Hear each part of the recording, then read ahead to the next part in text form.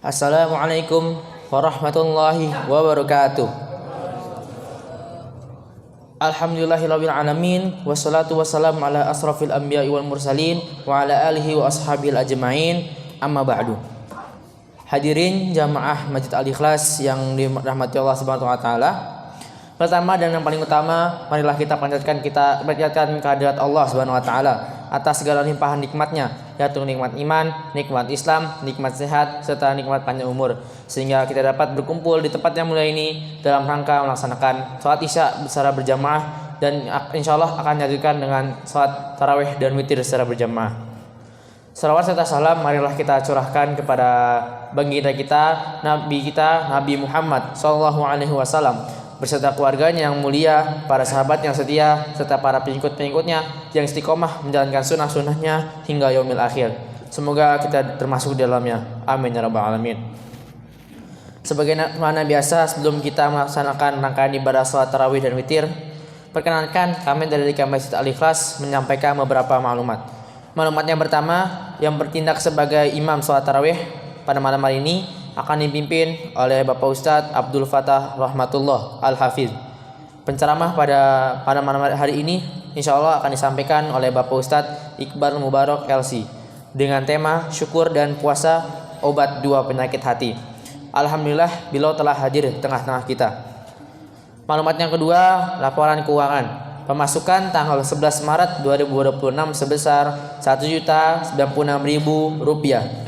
Pengeluaran sebesar Rp600.000, sehingga saldo per tanggal 11 Maret 2026 sebesar Rp7.279.000. Atas amal jariah para jamaah sekalian, kami dari DKM Masjid Al-Ikhlas mengucapkan jazakumullahu khairan katsiran. Semoga Allah membalas dengan pahala yang berlipat ganda. Amin ya rabbal alamin. Kami dari DKM Masjid Al-Ikhlas masih menerima infak dan sedekah untuk takjil dan buka puasa bersama. Bila Bapak Ibu jamaah sekalian berkenan untuk memberikan infaknya, dapat menghubungi Bapak Haji Yudi, Bapak Adam Musmanto, atau Ibu Haja Indrawati. DKM Masjid Al-Ikhlas mengadakan itikaf dan qiyamul lail pada pagi ini yang akan dimulai pukul 02.45, yang akan dipimpin oleh Ustadz Ibrahim Al-Qassam Al-Hafiz, dan imam witir akan dipimpin oleh Ananda Muhammad Araf Al-Nain. Untuk itu kami mengundang dan mengajak para jamaah sekalian untuk hadir dalam 10 malam terakhir di bulan Ramadan. Semoga Allah mempertemukan kita dengan Lailatul Qadar. Amin ya rabbal alamin. Kesempatan terbatas kepada para dermawan yang ingin berdonasi untuk sahur bersama di Masjid Al-Ikhlas di 10 malam terakhir sebelum Ramadan tahun ini berlalu. Masjid Al-Ikhlas menerima dan menyalurkan zakat infak dan sedekah bagi jamaah yang ingin menunaikan zakat fitrah dan zakat mal, bisa mendatangi loket yang telah kami sediakan. Untuk zakat fitrah, beras sebesar 3,5 liter atau 3 kg berupa uang sebesar Rp55.000 per jiwa. Kami menghimbau kepada para jamaah sekalian untuk menjaga dan memperhatikan kenyamanan dan ketertiban dalam pelaksanaan sholat tarawih dengan mematikan dan menonaktifkan suara dari ponsel, serta menjaga dan mengkondisikan putra-putrinya bagi yang membawa anak-anak. Demikian informasi yang dapat kami sampaikan, kurang lebihnya kami mohon maaf. Wabillahi taufiq wal hidayah. Wassalamualaikum warahmatullahi wabarakatuh. Bismillahirrahmanirrahim. Assalamualaikum warahmatullahi wabarakatuh. Alhamdulillahilladzi khalaqa faqaddar wa syara'a fayassar wafaqa man arada hidayatahu lil Islam. Asyhadu an la ilaha illallah khaliqul bashar wa asyhadu anna Muhammadan abduhu wa rasuluhu sayyidul mukhtar. Allahumma shalli wa sallim ala habibina wa syafi'ina wa qurrati a'yunina Muhammadin sallallahu alaihi wasallam wa ala alihi wa sahbihi wa man tabi'ahum bi ihsanin ila yaumil mahsyar. Amma ba'd. Bapak-bapak, ibu-ibu, adik-adik jamaah Masjid Al-Ikhlas yang insya Allah pada kesempatan malam hari ini diridhoi dan dirahmati Allah Subhanahu wa ta'ala. Bagaimana kabarnya semua? Alhamdulillah. Puasanya lancar Bapak Ibu? Lancar, insya Allah. Ada yang jawab insya Allah. Berarti mudah-mudahan semuanya dalam keadaan sehat walafiat, ya. Ibadahnya, ibadah puasa tidak ada yang bolong-bolong, ya. Kalau bukan karena ada udhur syar'i, tidak haid, tidak nifas, tidak dalam keadaan safar, maka jangan sampai bolong. Bapak-bapak kalau enggak hamil, enggak menyusui, jangan sampai bolong. Kalau ada yang bolong berarti lagi menyusui. Jangan sampai, ya. Dikatakan kata Rasulullah, man aftara yauman min Ramadan, barang siapa membatalkan satu hari saja di bulan Ramadan tanpa ada udzur syar'i fi ghairi rukhsatin rakhasahallahu azza wa jalla lahu, yang dia tidak ada rukhsah sama sekali, bukan dalam keadaan safar, bukan dalam keadaan sakit, menyusui, haid, nifas, lam yaqdi anhu insamad dahra kullah, tidak akan mampu menandingi puasanya yang dia ganti, dia qadhakan satu hari itu selama sepanjang tahun, tidak akan mampu menggantikan Ramadan yang tertinggal dengan sengaja. Wal iyadzu billah. Mudah-mudahan puasa kita diterima oleh Allah Subhanahu wa taala. Amin. Yang hadir di sini Allah Subhanahu wa taala hapuskan dosa-dosanya, diangkat derajatnya oleh Allah Subhanahu wa taala. Kita berharap mudah-mudahan kita mendapatkan keberkahan malam Lailatul Qadar. Amin ya rabbal alamin. Sayyidina Ali radhiyallahu anhu dalam atharnya pernah menyatakan, inna akhwafa ma akhafu alaikum itnatain. Sungguh yang paling aku takutkan. Kalau khauf takut, kalau akhwaf sangat takut. Bahasanya Sayyidina Ali akhwaf, berarti benar-benar beliau risau kepada umatnya, kepada kita. Apa yang ditakutkan oleh Sayyidina Ali ada dua, itnatain. Yang pertama tulul amal, panjangnya angan-angan. Kemudian yang kedua ittiba'ul hawa, mengikuti hawa nafsu.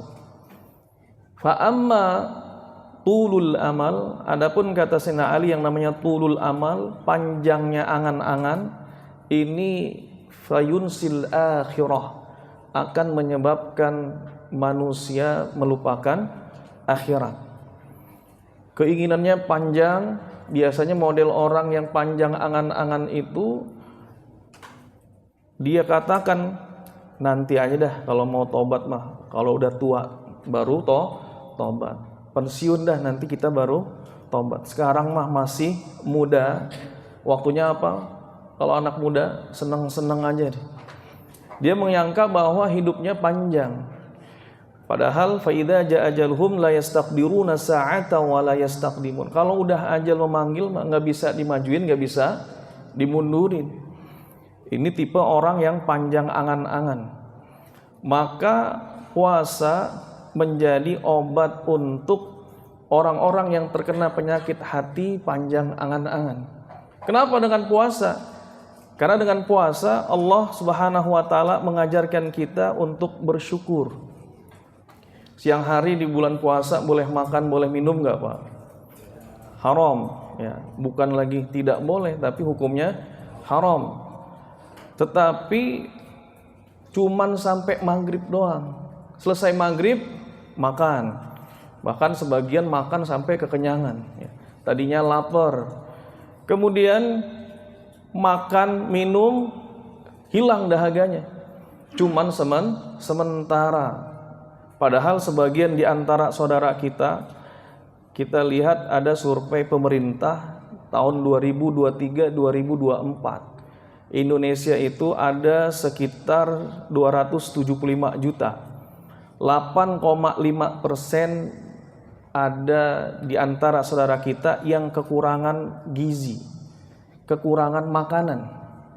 Artinya kalau kita selesai maghrib mah kita bisa makan, bisa minum.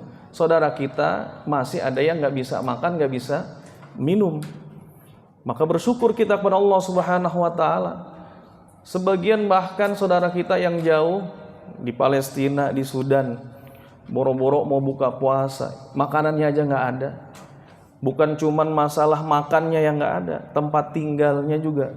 Di Sudan apalagi sekarang, saudara-saudara kita, ratusan ribu. Kalau di Palestina 70 ribuan, di Sudan lebih banyak lagi. Maka kita bersyukur pada Allah Subhanahu wa taala atas nikmat yang Allah berikan. Apa itu syukur? Asyukru yaitu al-i'tirafu bi ni'matil mun'im ala wajhil khudu. Mengakui nikmat sang pemberi nikmat al-mun'im, yaitu Allah Subhanahu wa taala, ala wajhil khudu, dengan jalan taat kepada Allah.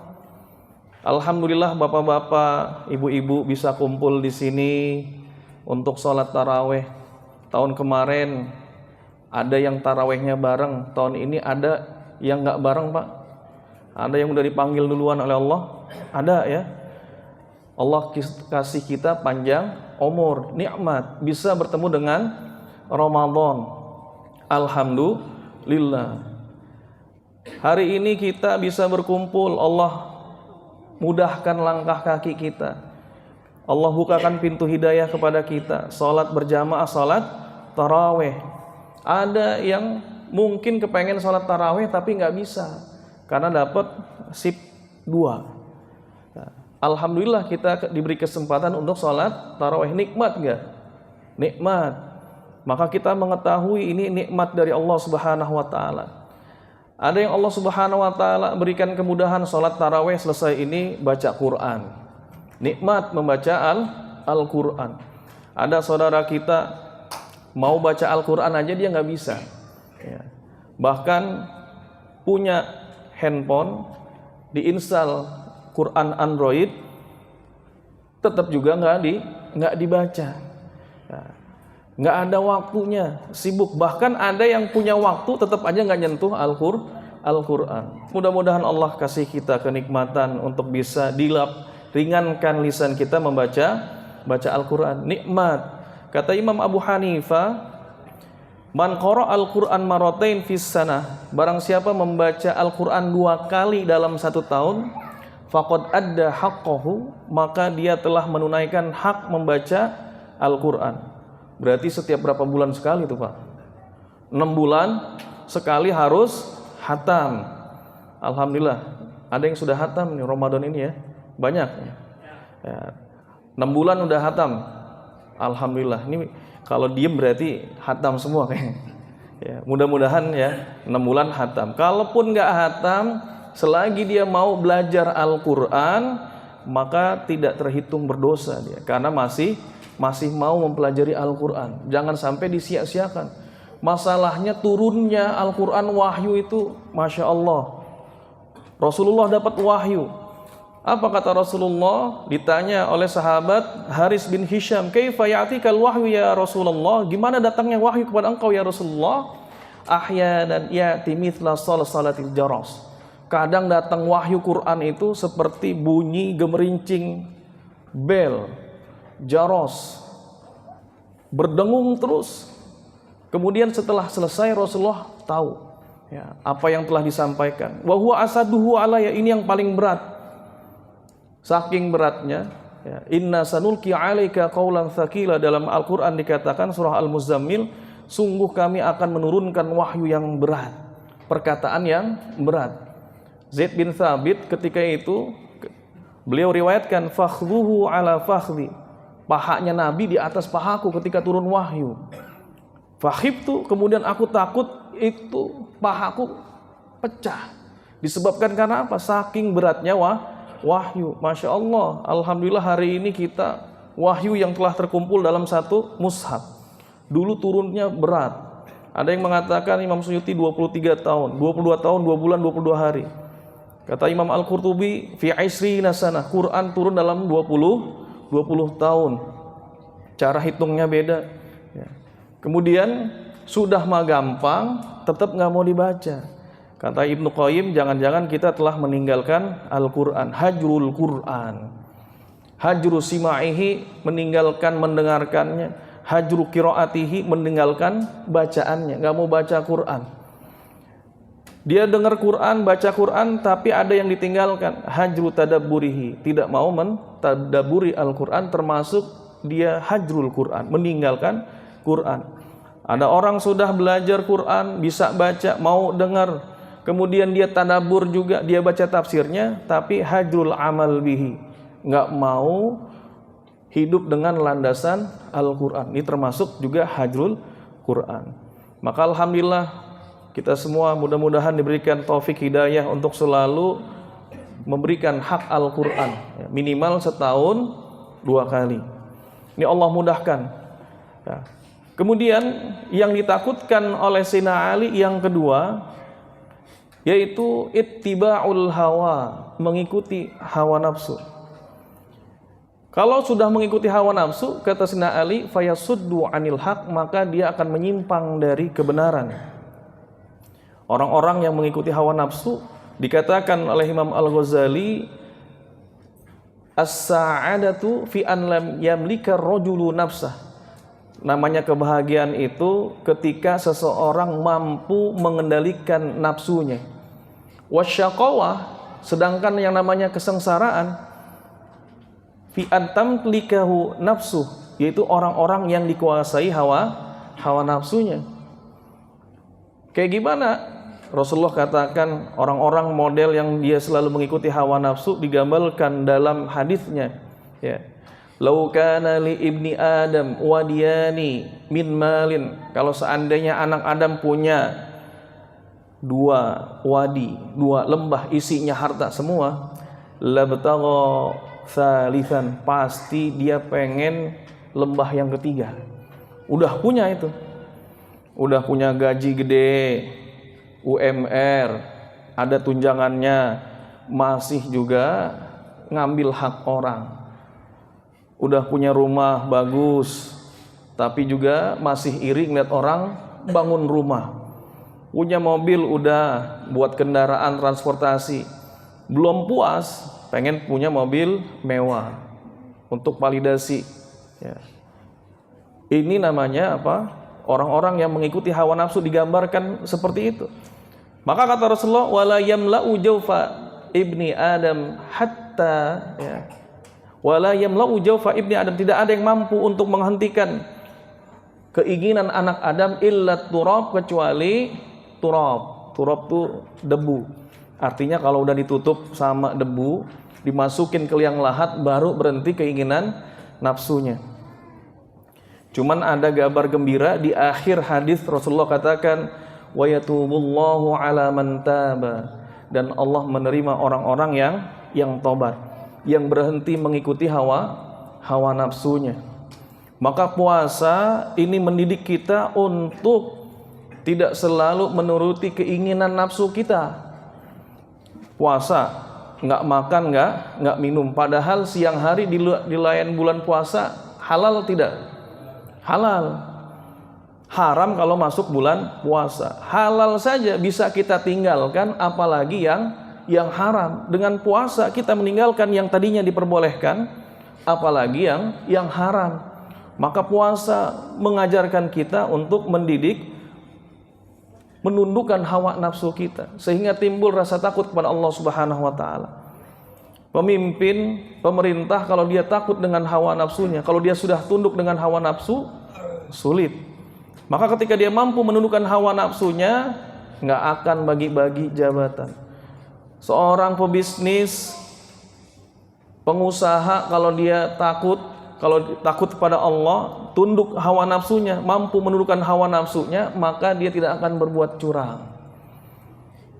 Pegawai juga begitu. Kalau sudah tunduk, ya, hawa nafsunya sudah ditundukkan, dia takut sama Allah, nggak akan berbuat curang. Absen datang beneran, nggak nitip-nitip. Waktunya istirahat nggak ditambah-tambahin, karena dia sudah takut kepada Allah Subhanahu wa taala, hawa nafsunya sudah ditundukkan. Seorang pria, anak muda yang dia takut, dia tundukkan hawa nafsunya, maka tidak akan berani berdua-duaan dengan seorang wanita yang bukan mahramnya, nggak mungkin pacaran.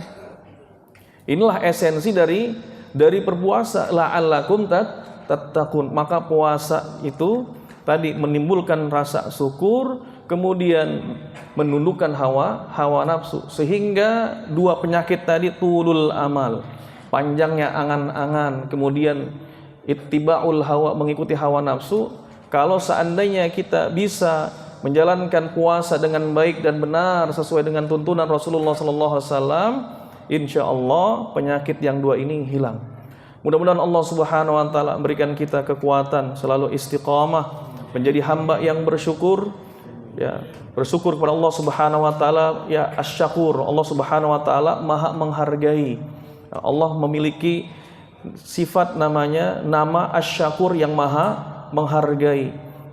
Ketika disebutkan dalam hadis man shalla alayya sallallahu alaihi asyra marrat, barang siapa berselawat kepadaku, kata Rasulullah sallallahu alaihi asyra marrat, maka Allah ganti 10 kali lipat kebaikan. Kita selawat sekali diganti 10. Bapak punya tetangga ngasih korma, dibales apa Pak? Besoknya ngasih korma lagi. Tapi Allah enggak sama. Allah berikan berkali-kali lipat. Ya, mudah-mudahan kita termasuk hamba Allah yang bersyukur, sehingga dengan rasa syukur ini hilang tulul amal, panjang angan-angan. Dengan tunduknya nafsu yang kita tundukkan dengan berpuasa ini, jauh kita dari kecintaan terhadap dunia, sehingga menghantarkan kita ke gerbang pintu surga Allah Subhanahu wa taala. Barakallahu fikum wallahu muwaffiq ila aqwamit thoriq. Wassalamualaikum warahmatullahi wabarakatuh.